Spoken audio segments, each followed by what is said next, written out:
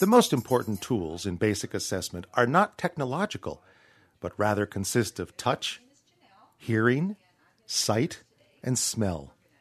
And it begins the moment you enter the patient's area.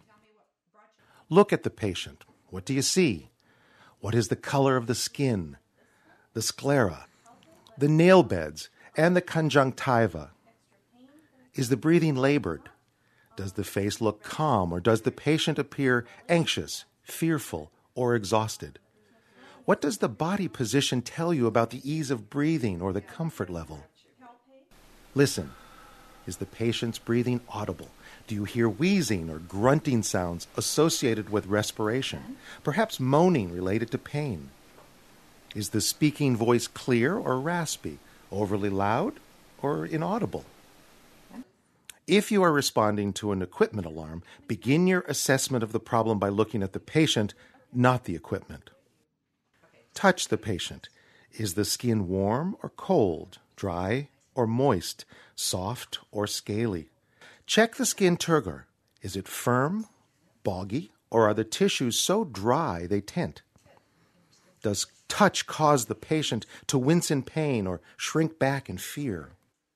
This type of assessment should occur with every patient contact. Over time, it will become automatic.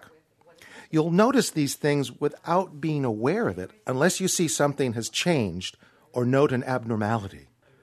Another important tool goes by many names, including intuition, the sixth sense, or a gut feeling.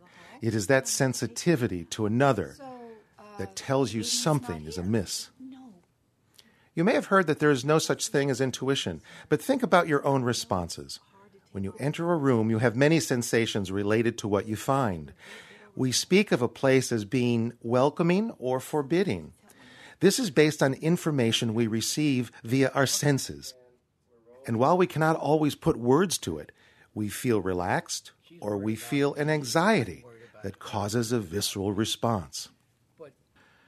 Learn to trust your feelings, particularly when dealing with a patient you have come to know fairly well.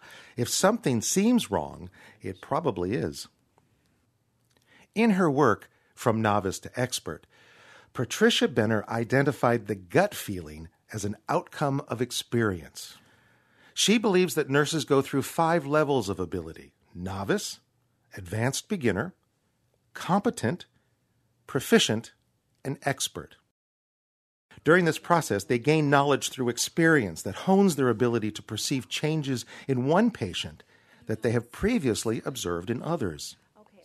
Only repeated good practice can develop nursing skills, including assessment to the competent, proficient, and expert levels. A good nurse takes advantage of every patient contact to hone these skills.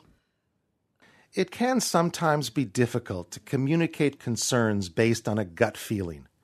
For this reason, it is important to always interact with physicians and other team members in a way that shows your ability to assess accurately and communicate clearly. Then, when your observations do not come accompanied by validating factors such as fever, increasing pain, or abnormal lab results, the person to whom you report these concerns will be more likely to listen to them. The ability to clearly, calmly, and accurately report and document findings is a critical aspect of effective patient assessment.